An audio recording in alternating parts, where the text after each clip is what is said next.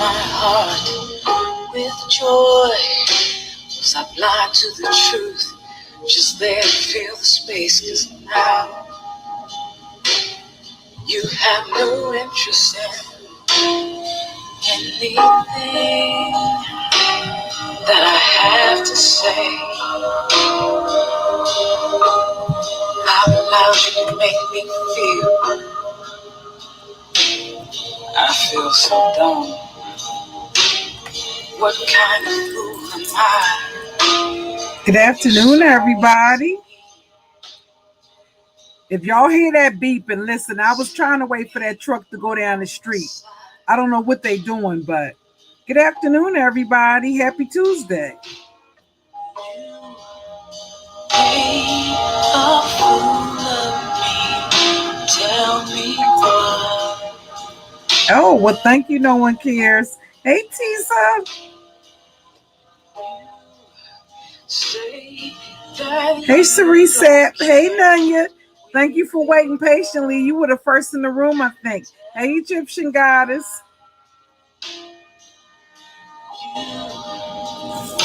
This is like one of those cases. Hey, Queen of the South. Hey, Moon Harvester. This is one of those cases where you like what the fuck happened?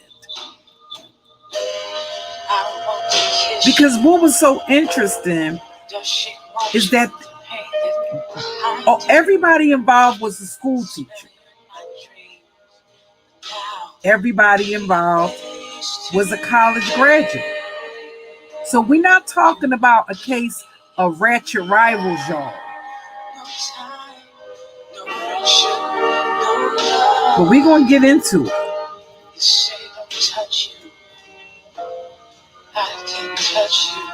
Hey, Intentional Rain, LLC.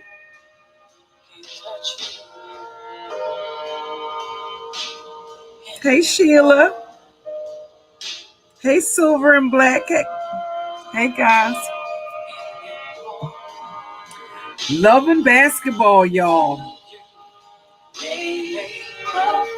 When you murder for a man. Would y'all, can you see yourself murdering for a man? No, put it this way. Well, let me ask this question.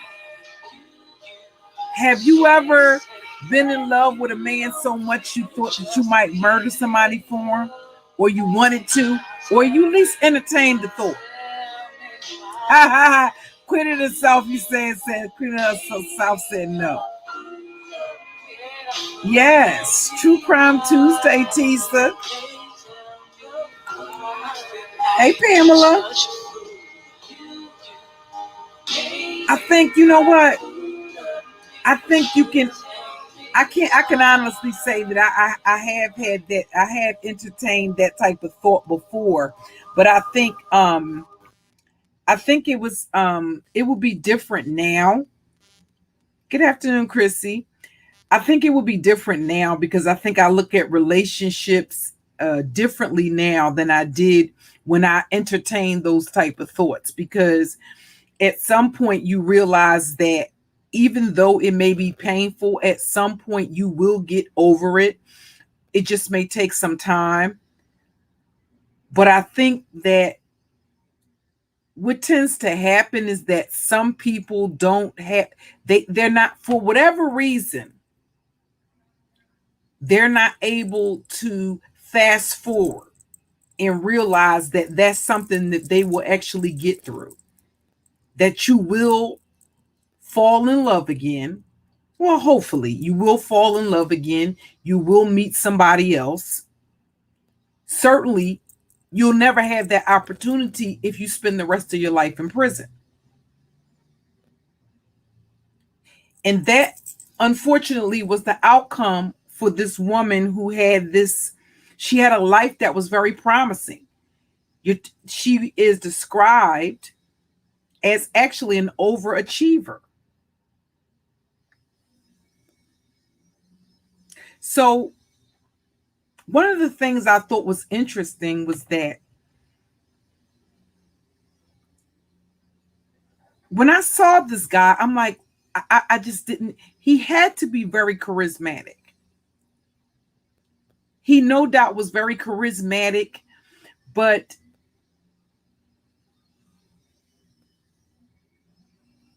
I'm not even certain if it's not a case of both school teachers being sociopathic. Because one of the things that I found was interesting was that Carla Hughes was actually adopted.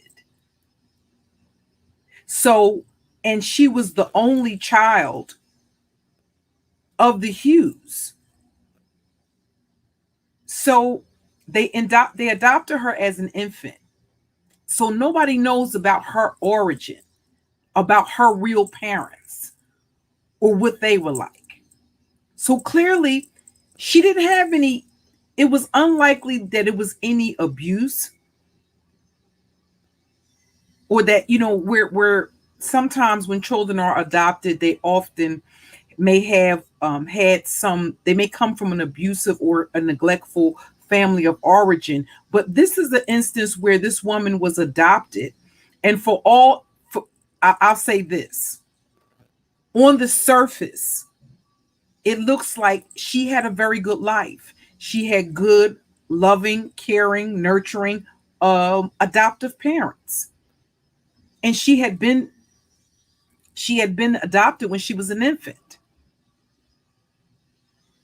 But again, sometimes they're just things that run in DNA.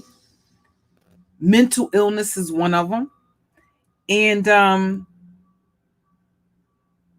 I tried to find some information about her parents, about her family of origin, but there was nothing available. So I wonder what would make this woman. This was a very, very, very heinous crime. The victim, Avis Banks, was actually pregnant. She was 5 months pregnant. Now, they were all school teachers. Let me just give you a little rundown of the story. Okay. Keon Pittman. Let me show you a picture. Listen, I couldn't get past. I was stuck with the first. I remember seeing this case several years ago. I can't remember on whether it was snapped or whether it was on investigation ID. But I remember thinking, like, you got to be kidding me. This can't be the dude. First, let me show you a picture of Carla. And this is a chick that actually won beauty pageants. She had actually won beauty pageants. And like I said, you're not talking about somebody that was a person that wasn't. We share the screen with you and show you a picture. Now talking about a person that wasn't that was some, ratchet, living in the projects or whatever it is. I'll put it this way. She wasn't the stereotypical person that you would imagine to go so far as murdering her rival, which just goes to show that stereotype is just that. Because they would have you believe that those are the only people that ever commit crime. No, they're not. This is an instance of where, now I think actually once she got to prison, I think that kind of changed her look a little bit, because I did see some pictures of her. Let me move this out the way, where she looked a little bit hardened. She had the whole braid to the back thing going on there. But prison can do that to you. Let me just put this disclaimer up before I get into talking about the nature of the crime. Give me 1 second. Okay, let me move this. Now, I noticed one thing about with StreamYards that's really becoming annoying. And I think this is, I've been saying, I think I'm accustomed to StreamYards. So I was trying to avoid going to some other type of program, some other type of live streaming software, because there's always like that learning curve. But for $50 a month, there's just too many glitches when it comes to the video sharing for me. Now, before I actually cancel the membership to or the subscription to StreamYards, I'm going to do like a trial run where I test it with the Ethernet plugged up. I'm going to go downstairs and test it that way. If I still have the same difficulty, not only am I going to cancel my subscription, but I'm going to ask for a partial refund back, because I just don't believe for that amount of money to have the highest tier, that it should be as glitchy as it is. Welcome to everybody that came into the chat. So I just wanted to give that channel that disclaimer for the channel, because it is sensitive. It does involve a murder of a pregnant woman. So when it's said and done, this is, she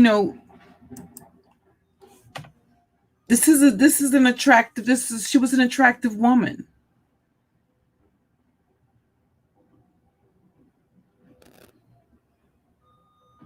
And she got involved with this guy, and this guy, Keon. They were both school teachers in Mississippi. So he was already in a relationship.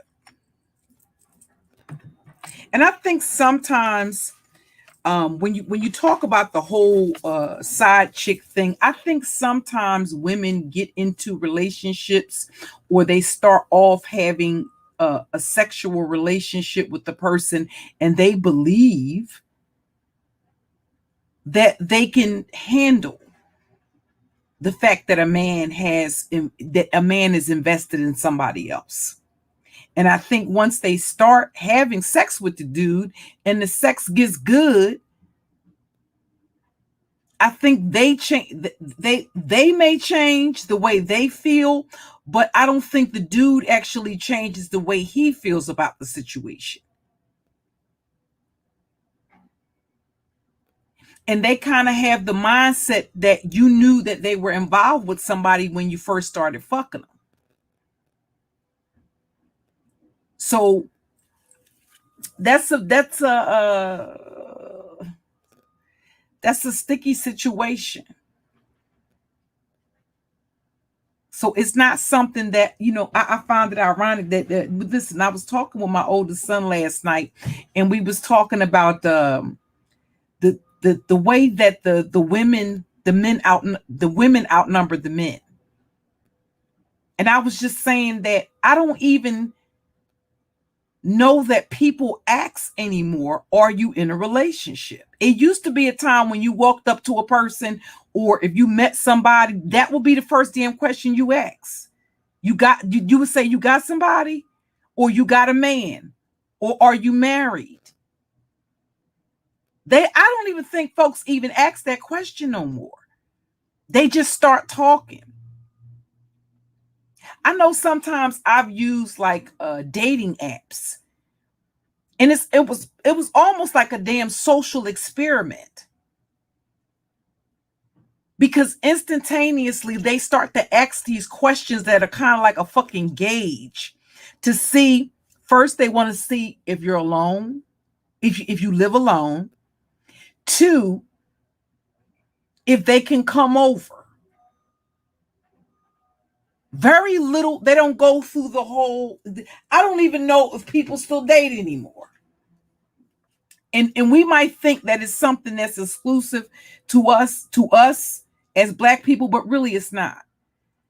Because if you go on Amazon, or if you go on any of the blogs, relationship blogs,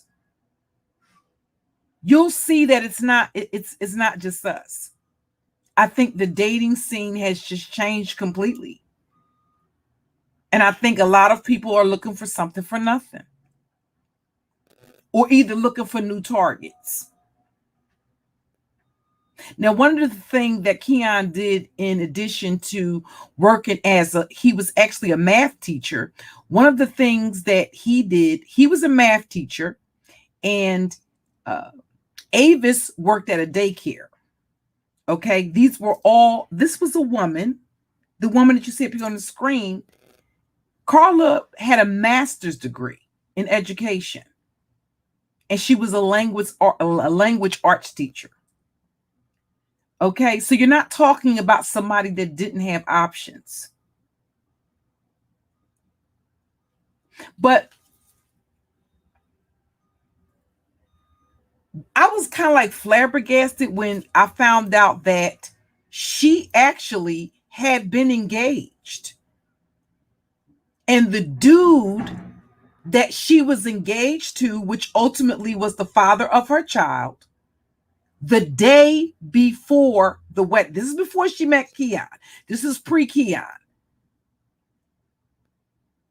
The day before their wedding, he kind of like left her at the altar. Can you imagine planning the whole wedding, and the day before you're supposed to fucking get married, your fiance decide he don't want to get married? And ultimately he abandoned her 2 months pregnant and skipped off into the sunset.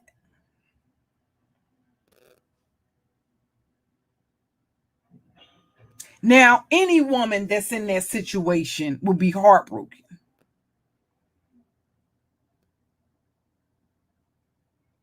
But it got me to thinking, is that the reason that she was vulnerable? Because a lot of times women date when they're vulnerable. When they should actually be taking that hiatus to heal, they'll jump right into dating. They want something to pacify. Although they may not understand that's the reason why they're doing it. They're looking outside of themselves for something to soothe that pain that they feel. That's all the more reason why, if you haven't worked through that, because that's a traumatic experience. Even though it's an emotional experience, it's emotionally traumatic. To believe that you're about to spend the rest of your life with this person, you've gone through planning the wedding, you got your bridesmaids, you done told your family, he done told his family, y'all done told your friends, and the day before the fucking wedding, he's MIA. And you're pregnant. And she went on to have her son. So now you're basically a single mom, or at least that's your status quo. Even if the father is involved, they still consider you to be a single mother.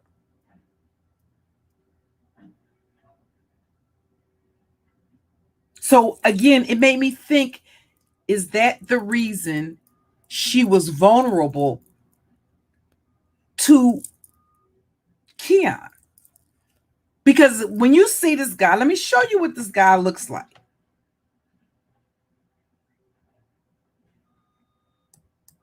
And when I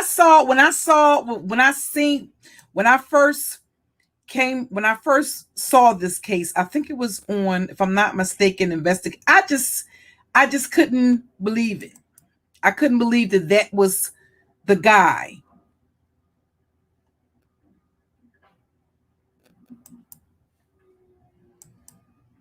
And by the time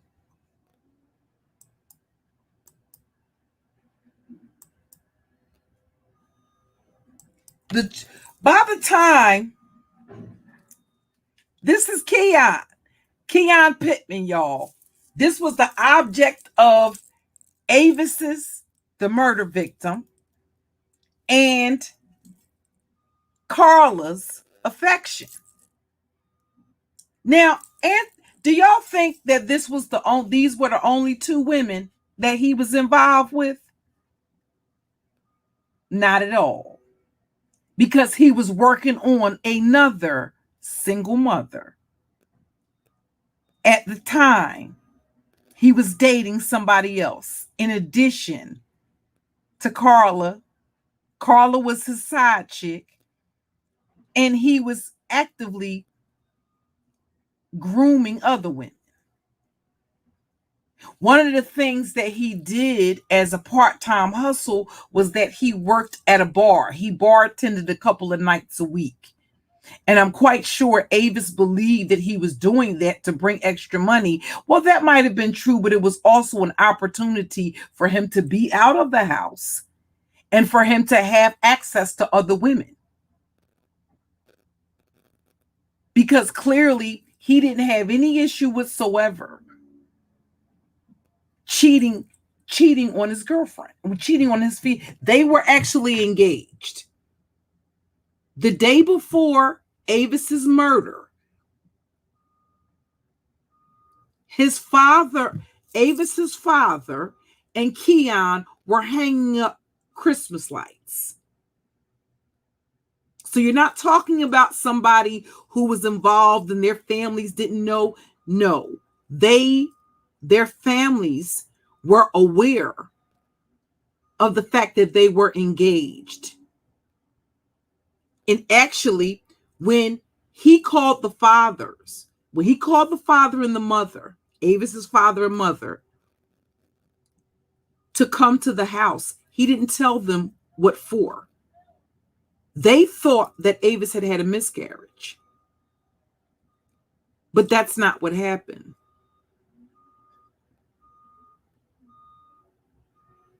Now, what Keon says is that he came home and he found Avis, his pregnant fiance, basically in a pool of blood in their garage.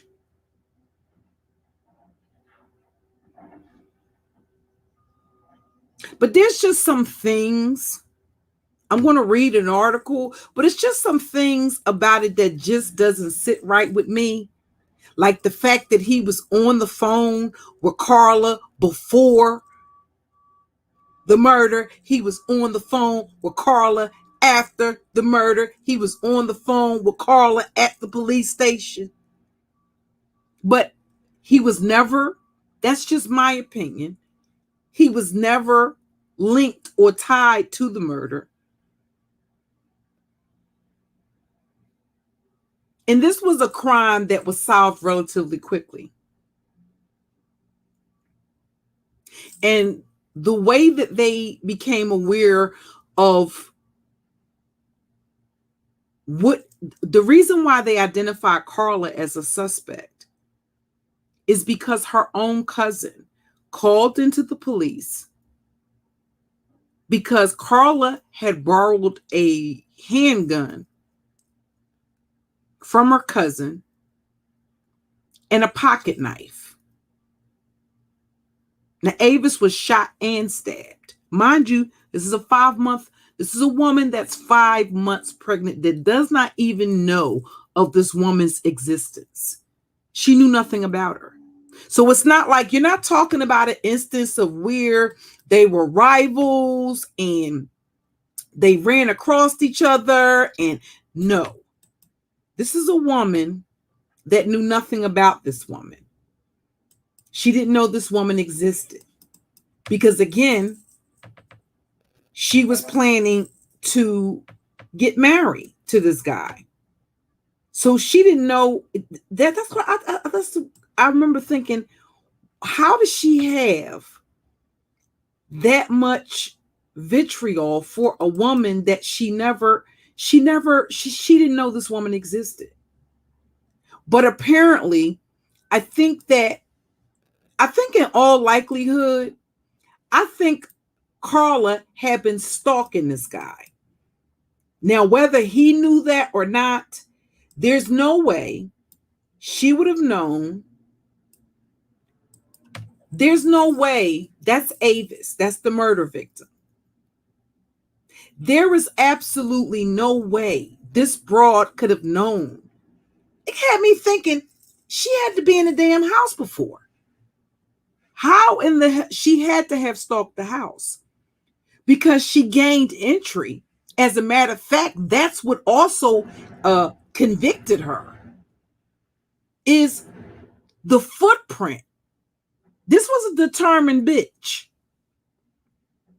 to get inside of that house and wait for Avis as she came home from work to kill her.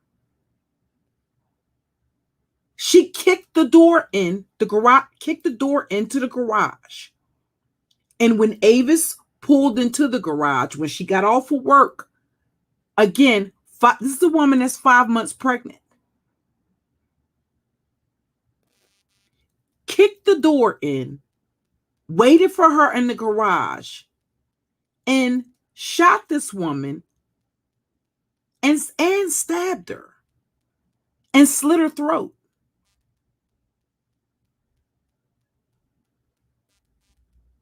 Now, what possessed her to take the gun back to the cousin that she got the gun from with no damn bullets in the gun and tell him she had been target practicing? I don't know.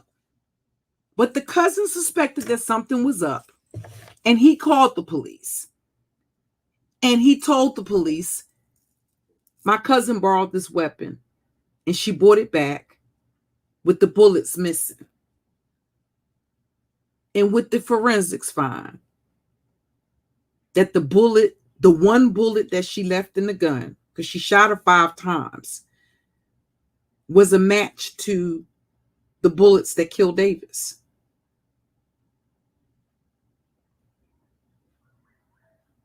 So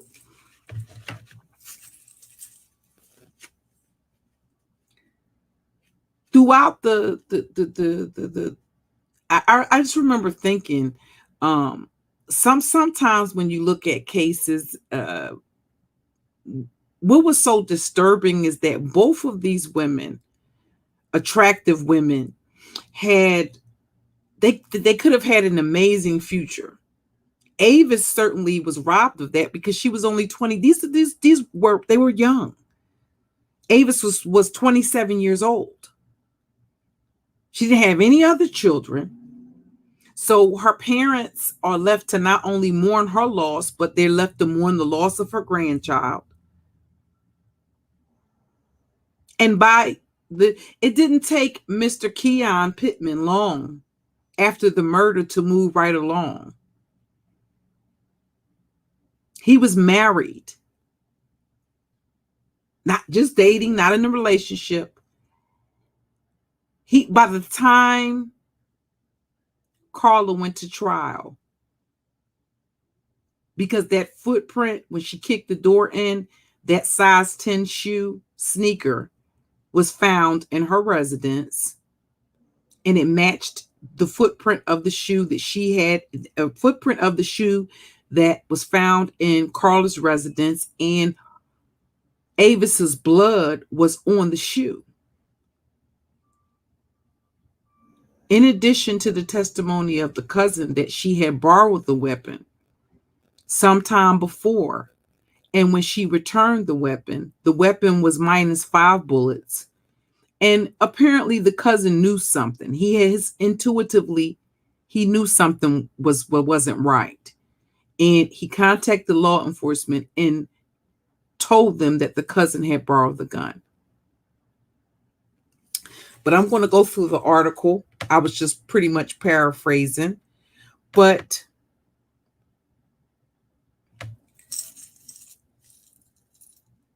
her cousin's name is Patrick Nash. So that's the cousin. You have Keon Pittman, who is the love interest, the object of these women's affections. On the screen, you have the murder victim, Avis Banks, who seemingly came from a very good family, very loving, very nurturing, very supportive family. And Carla's family is as well. That's what was so you don't have that dynamic of them coming from dysfunction.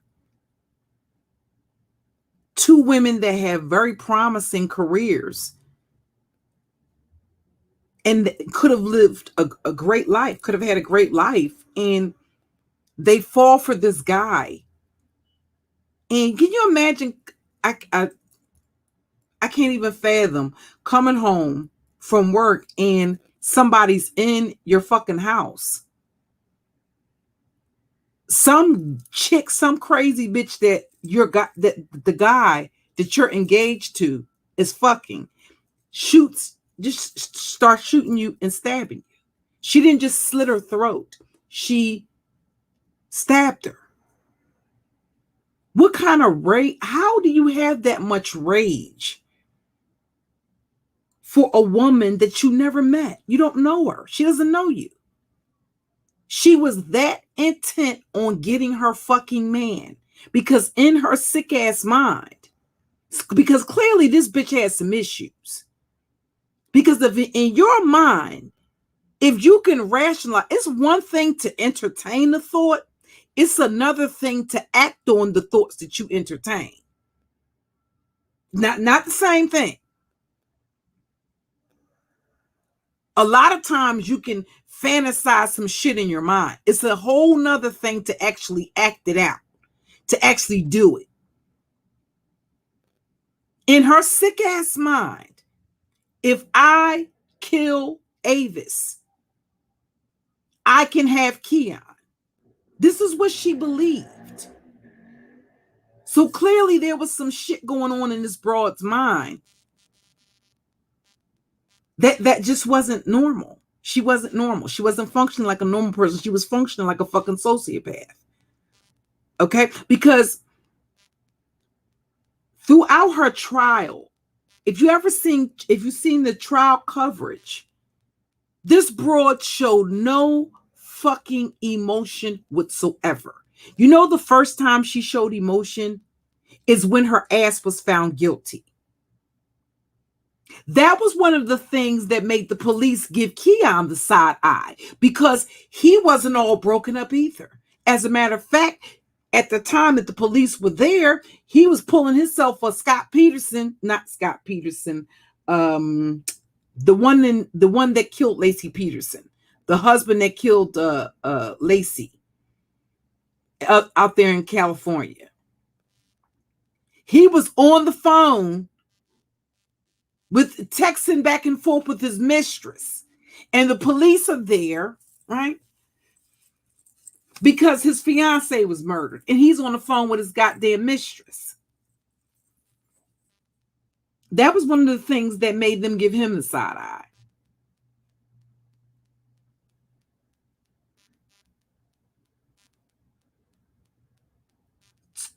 And you might think it's something that's odd, or you might not odd. You might think it's something that's it's rare, but I promise you it's not. I remember being incarcerated with a chick that she had a job. She started out as a prison guard at Graterford Prison, where she met her husband. At that time, he wasn't her husband. And they got involved while he was incarcerated. She lost her career because of that. And ultimately, they got married. And that didn't stop. She lost her job because you can't, that's fraternizing. You can't have relationships with inmates. So here it is. She's fired because of that. And her husband didn't stop his career. He didn't stop his career as a criminal. So by the time she and I, both our paths had crossed, here again, she was in prison, accused of pointing a gun at a witness in a case where her husband was accused of shooting an undercover police officer. Now, that wasn't the only good job that she had. At the time that she was arrested or taken into custody for intimidation of a witness. Now, you're not talking about, it's not that police officers' lives have more value than anybody else's, but the fact of the matter is, there's going to be, that's going to be prosecuted to the fullest extent of the law. And I remember her describing to me how the police came when they basically came to take her husband into custody. And mind you, she's saying that the witness was lying. I don't believe that the witness was lying. Her father was very her father apparently, again, good family. Her father was into politics, could have very easily paid her bond, but he told her she would have to divorce her husband. Do you know that she refused to do that? That was the condition of her father getting her out of jail, that she would have to divorce him. She wouldn't do it.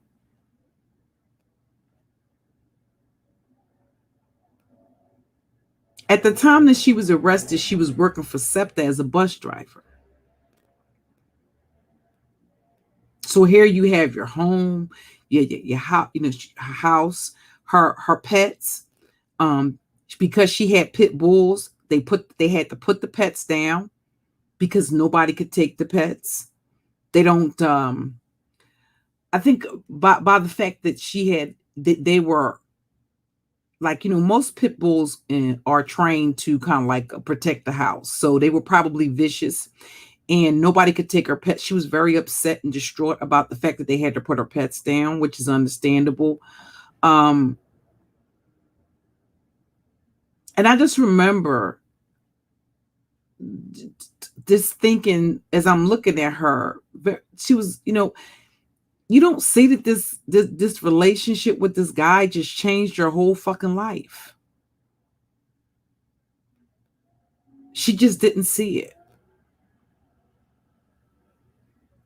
I remember she almost knew. Now, you're not talking about a person that was a jailbird or a person that had been in and out of jail. You talk about a person that used to be a correctional officer at Graterford Prison. Okay. She knew everything and it was off the dome. What numbers to call for commissary. She knew all of that shit. Why? Because she had all of those apps. Her husband was in and out of jail so fucking much. She just knew everything off of the dome, as if she was a freaking inmate. And I remember just thinking, she doesn't see it. She just does not see it. How this relationship just changed her life. And not in a good way.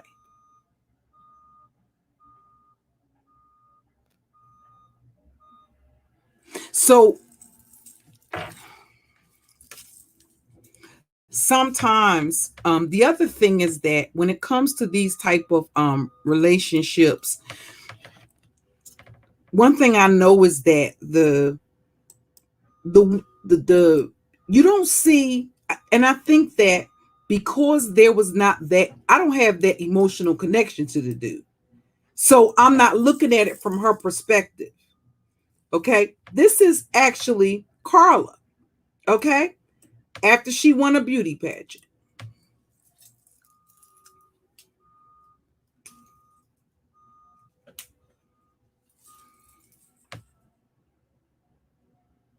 I remember I was just, and I always think about that because I'm like, and not only that, she was just a really, really cool person. But I remember thinking that the way she rides out for this dude is fucking dangerous.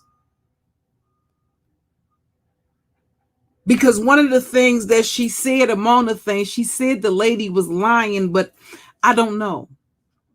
I don't know that I believe that the lady was lying.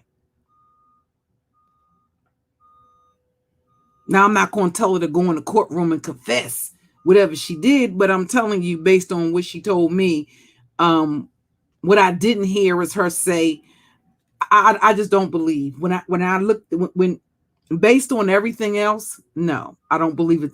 I don't believe that the witness was lying, that she threatened to intimidate her, or that she tried to intimidate her, because the witness was somebody who the witness was somebody who identified the husband as being in the car the night the police officer got shot. Okay? So you're not talking about some fucking meatball case. You're talking about a major case where the prosecutor is going to pull out all fucking stops because it involves a fucking undercover police officer. And even though he was dirty, that's not going to play a fact, and that's not going to be a factor until after the fact. The feds will run down on his ass after they get the motherfuckers prosecuted that shot him. Okay? But that's pretty much what it was. It was a dirty cop. You know, very complex, but it's at the end of the day, the feds will grab him after they put the husband away for life or for a very long time till he's an old ass man and not able to commit any more crime when he come out, if he don't die in prison. That's pretty much the gist of it. You know, okay, I'm sorry, y'all. But yeah, you know, I was just thinking, you know, she just don't, when I say she was just, I was just sitting there just listening to her, and I'm like, she had to contact her job, make up some excuse for her job. You got a job as a fucking bus driver for SEPTA.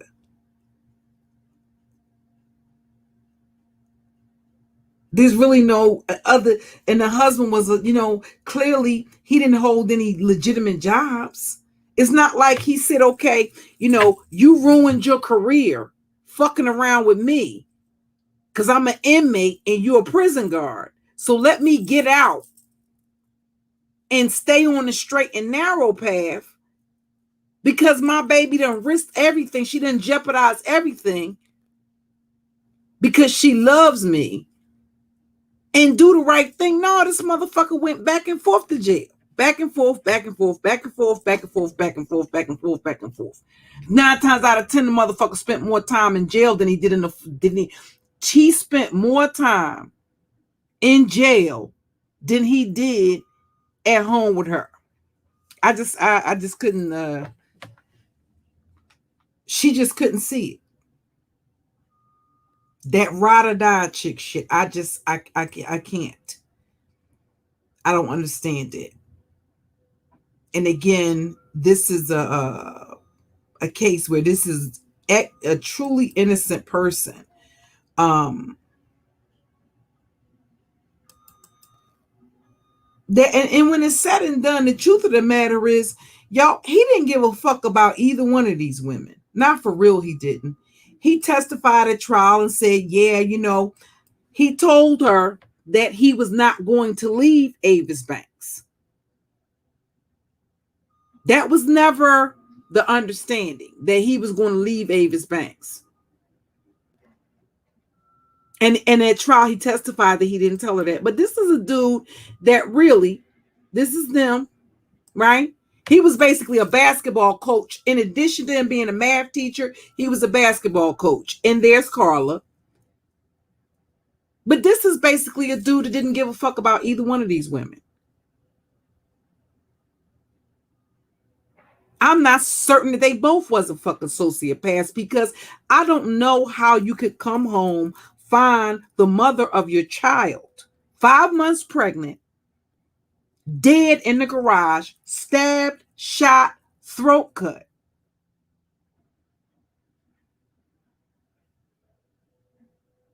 And you go outside the house and you, as you waiting for the police, you calling your mistress. While you at the police station, you talking to your mistress.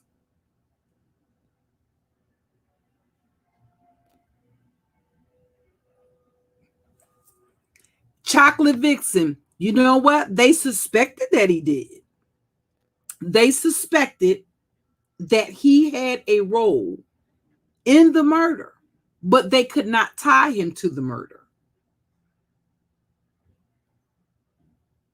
They could not tie him to the murder. I'm going to drop the link and see if anybody wants to come up. I'll read the specifics, but ultimately Carla was actually charged and found guilty of the murder of Avis Banks. But it just got me to thinking, Who a police officer? STL. What's up, boo? Who? No, he's not a police officer. He's a school teacher. He was a math teacher and a basketball coach.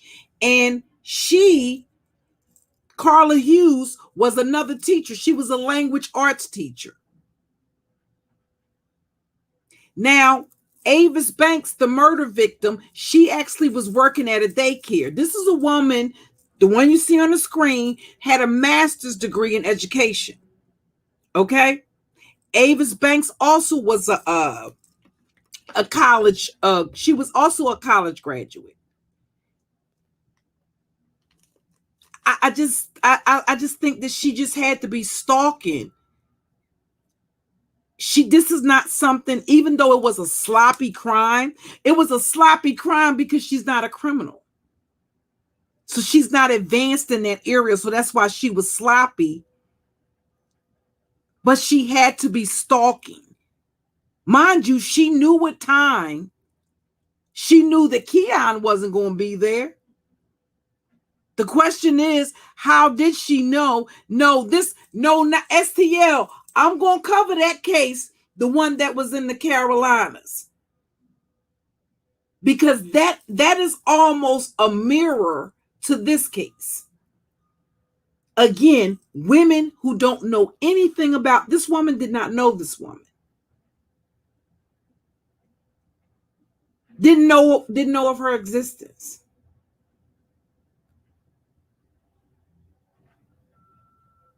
The police officer one, STL, that is in the Carolinas, y'all. And guess what? It mirrors this. You remember I was talking about the case where the woman was a 911 dispatcher and she got involved with a police officer? And hey, at the end of the day, she was getting ready to frame his ass for the murder. That was plan B. When murdering his fiance didn't work, she was going to blame his ass for the murder. That's the one STL is talking about. That's another one I'm going to cover. I'm going to drop the link and see if anybody want to come up and chime in. But this is, I'm going to do a part 2. And the part 2 is going to be it's kind of like a Q&A. Again, the first question was, have you ever been so much in love or been so heartbroken that you felt it could drive you to murder, or you at least entertain that thought? Again, it's one thing to entertain that type of thought, or you be so angry, that's a thought that goes through your mind because you're so hurt.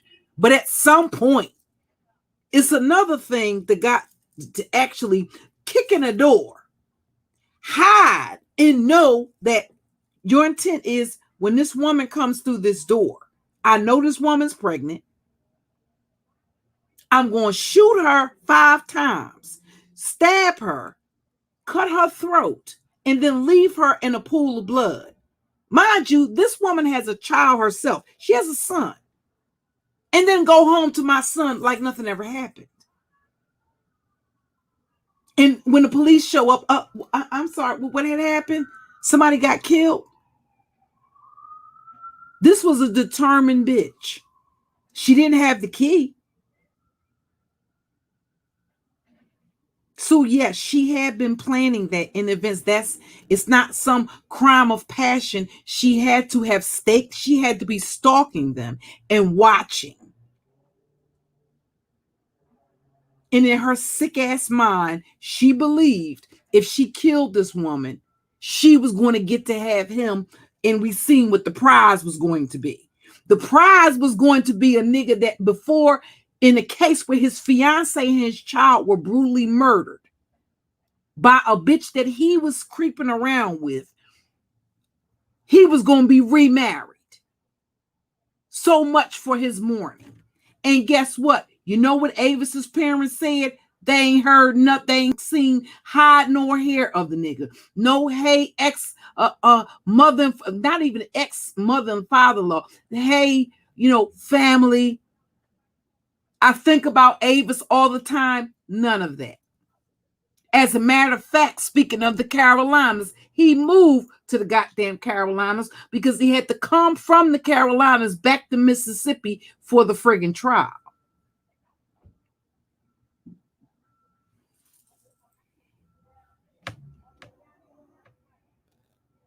And again, let's look at what the prize. I just, it's beyond my comprehension. Beautiful, beautiful, intelligent, articulate friggin' women fighting and biting over this.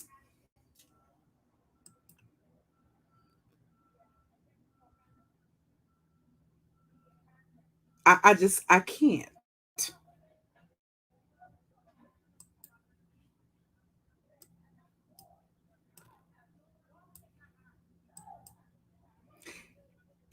You know what? The only thing I can say is that the sex probably was amazing.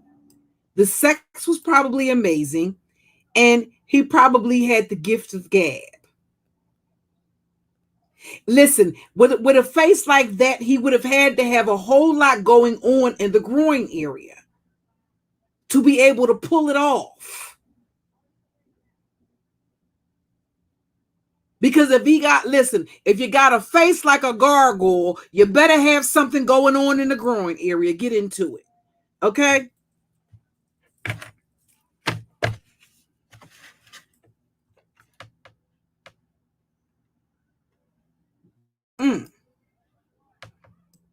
Just not even remotely. Hey, Tracy. Hey, Blackberry babes.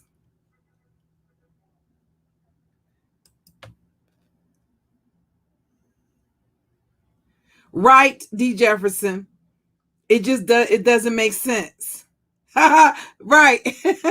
Right. Beautiful soul. Listen. It's wait a minute, it's crazy. Just look at it. And then it was just his lack of what do y'all think about? Do you think that Carla being left at the altar made her vulnerable to this dude here?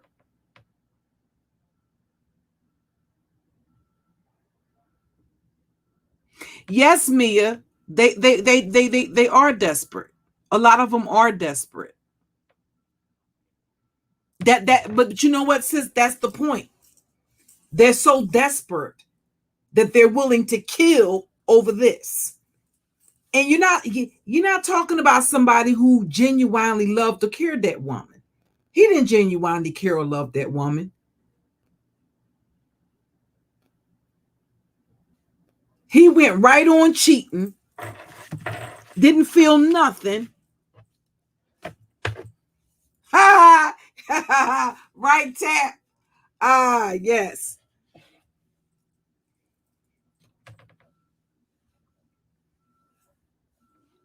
Looking like a ball. He looked like imagine sometimes when you get certain kind of cancer, when men get certain kind of cancer, they got to remove one of their balls.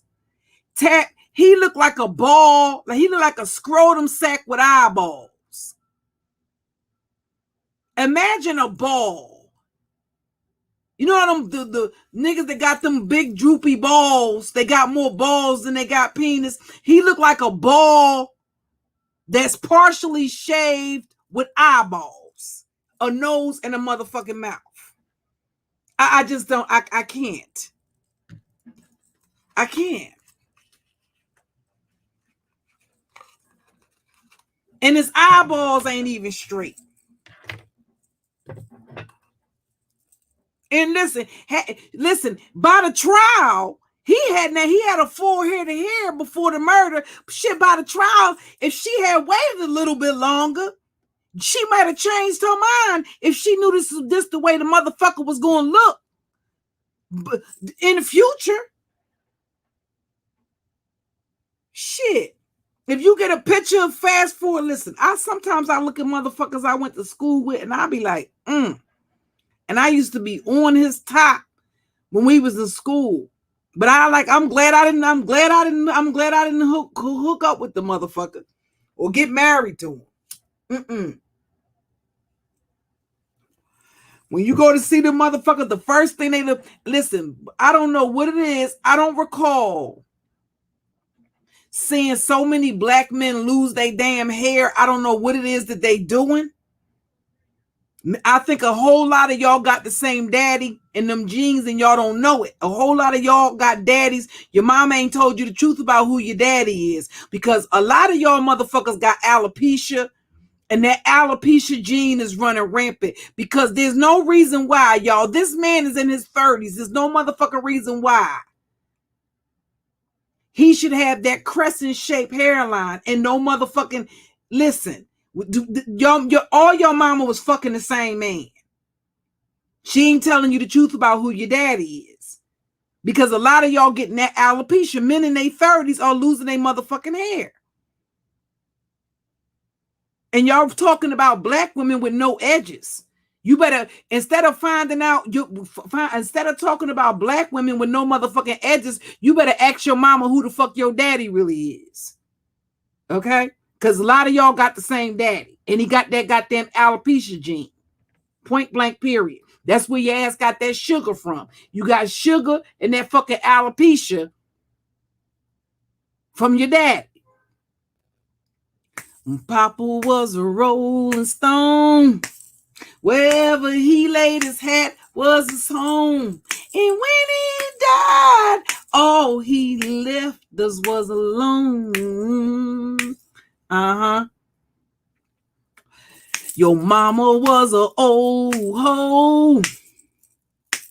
She ain't telling you the truth.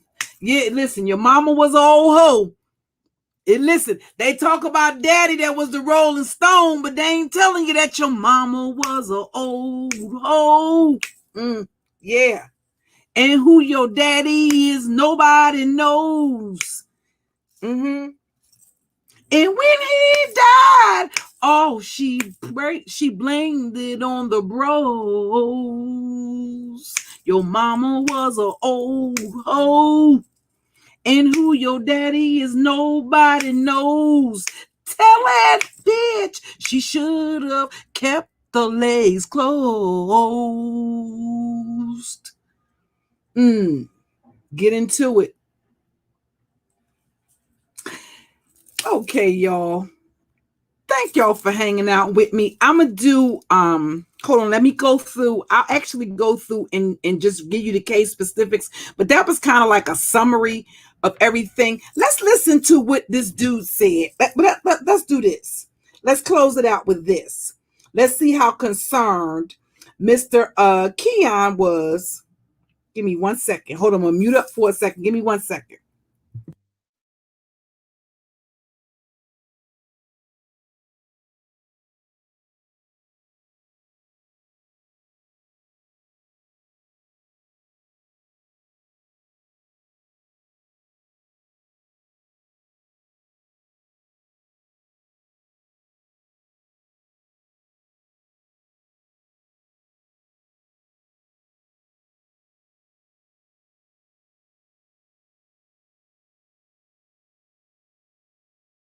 Now, y'all, she has actually, and this is why I say she needs you to just go on and stop it.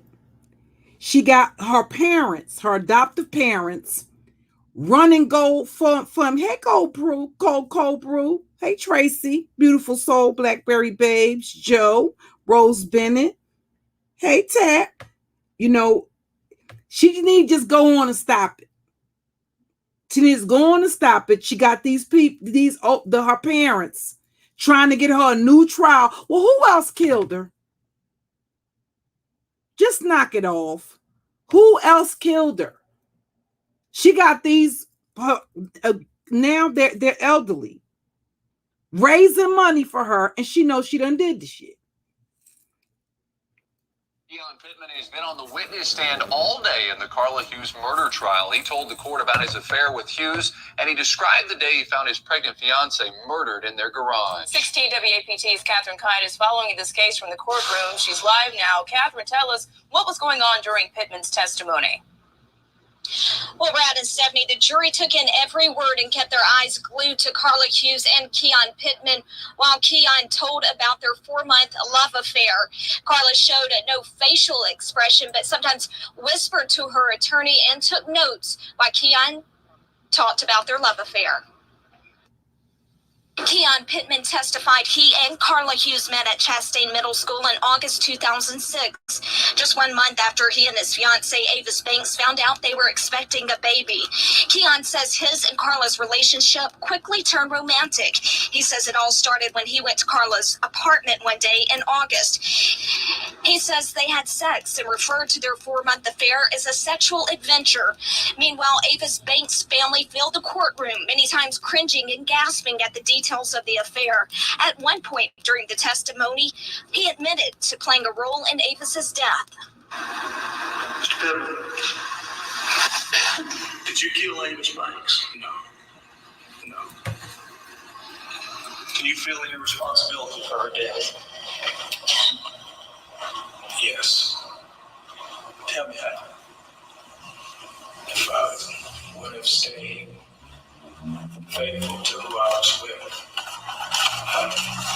rather than thinking poorly, making bad choices, or made a bad choice to sleep around and flirt with other women, this chain of events would have never taken place.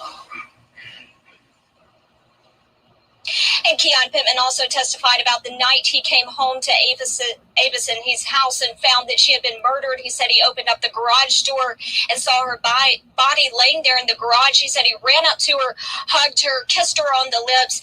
After that, he ran inside to see if he could find anybody. But the question and the statement that has everybody here at the courthouse talking, he says he didn't call 911 on his cell phone. He says he ran next door and used the neighbor's phone to call 911. He says his phone is a nationwide phone and can't make local calls. We're live at the Madison County Courthouse. Catherine Kite, 16 WAPT News. All right, thank you, Catherine. Remember, for background information on this case, just head to our website tonight, Sorry, hold on.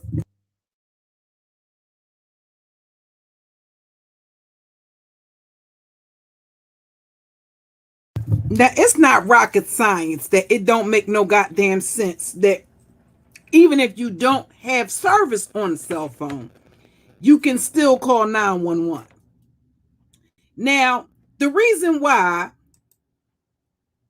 he ran to the neighbor's house is because he wanted somebody to vouch. He wanted to have an eyewitness to him finding the body. It's just not if you come home. Now, the other thing was, one of the things that made the police look at him initially was that he had gunpowder residue on him.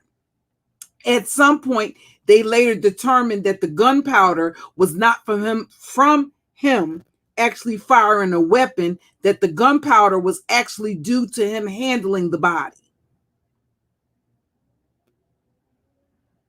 So he had gunpowder residue on him, but apparently, because of after the forensic investigation, they determined that the way he got gunpowder residue on him, as well as blood, is because he had handled the body.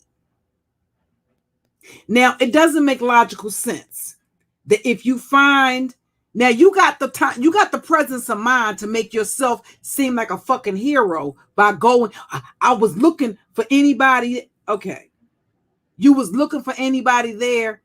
Now, you had the presence of mind to do that, but instinctually, that cell phone that you managed to call your fucking mistress and Avis's family from, you didn't think to use that phone to call goddamn 911 from your own cell phone. You had to run to the neighbor's house. No, because your ass, I don't know, y'all. That's just, I just don't see that. The only way I would see that happening is if you didn't have access to a phone. And keep in mind, back then, people still had landlines. You come home, you find your family member, and your instinct isn't to use your own phone.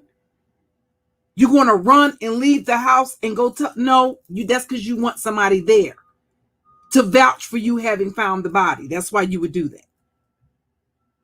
Again, that's just my opinion. It's not the law in all 50 states. Okay? And surrounding islands.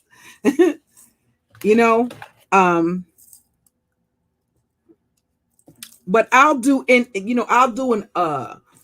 more extensive, I guess one of the good things about StreamYards is that you can actually pre-record a video, and you can do it like, it's kind of like, I guess this is the same feature as the Premiere with YouTube. The only difference is you're doing it through StreamYards. Right, Joe? So,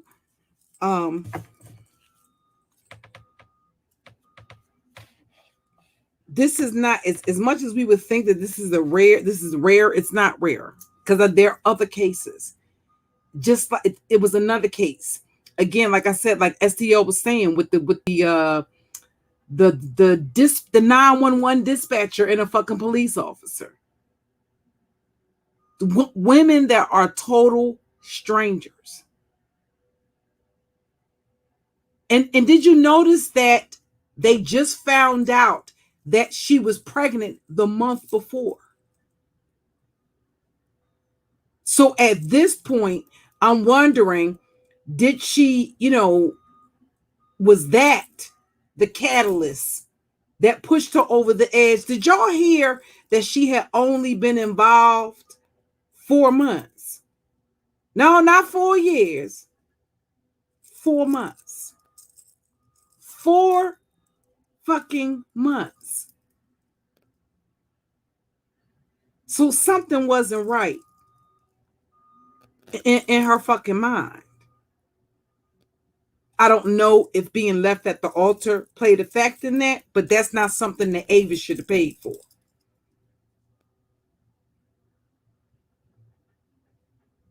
But I think the combination of that and her sensing that she wasn't going to be picked in that situation, that yet again, she wasn't, mind you, he was in a relationship when she met him. So she knew he was involved with somebody. But nonetheless, she believed that Avis should pay the price for that. Avis and her unborn child. A old for my man ass bitch. That ain't a old for my man ass bitch when he ain't your man. The nigga was for everybody, realistically. He just lived with Avis. But the nigga was for everybody. Because y'all, she did all of this. And listen, right, Chocolate Vixen, she did all of this shit, y'all. And listen, he had another bitch lined up. Another single mother that he had been talking to when they got this nigga cell phone records. Another single mother who had been there with her son. Oh, and he's the coach. Oh, he really cares about the children. Oh, he love the babies. He love the kids. Uh-huh.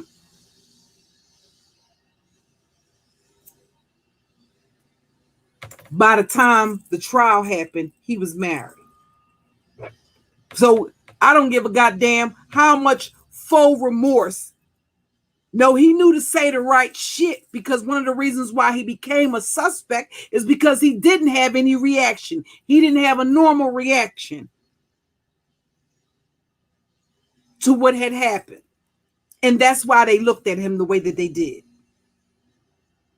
So by the time the trial comes, yes, he's able to feign and get on the stand and verbally acknowledge that he accepts responsibility. But we all, didn't take him no time at all. It's like moving right along. Even though he verbally admits that, he may be, hey, Millennial Reigns.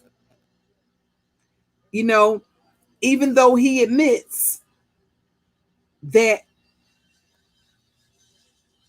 he felt that he believes that he's responsible. Ultimately, he's partly responsible. Carla Hughes is actually responsible. She's the one who actually carried out the act of murder on a totally innocent woman that didn't even fucking know of her fucking existence. And because she decided she couldn't get past what she wanted, because guess what? She probably had always had what she wanted. Because for all intents and purposes, she came from a good family. It was an adopted family, but it was a good family, but she was used to having what she wanted. She was described by everybody as an overachiever. So to tell her that she couldn't take this guy from this chick was something that her ego wasn't going to allow. She wanted it. She wanted him, therefore it should be the way she wanted it. And she didn't give a rat's ass about who she hurt in the process. You're talking about a person that had absolutely no criminal history, no criminal record whatsoever. And the first criminal act that you commit is to stab and slit the throat of a pregnant woman and shoot her 5 times? No, something wasn't right with this broad to begin with. Right, Chocolate Vixen? It was her fucking entitlement. She wants it, therefore it should be. Magical thinking. That is magical thinking. If I kill Avis, I can have Keon. What the fuck? This wasn't even I think she thought it was well thought out, but really it wasn't.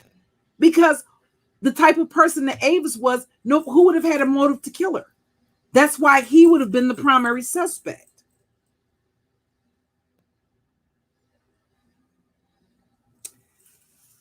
So thank you guys for hanging out with me. I want to get, this took place in Mississippi, Joe. Hey, Kels. This took place in, this was in Mississippi.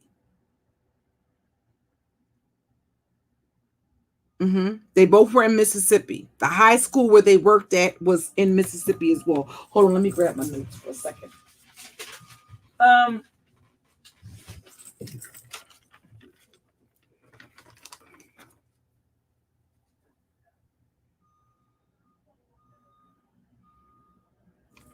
So I was going to actually put the title of Carla. If I can't have them, you won't either.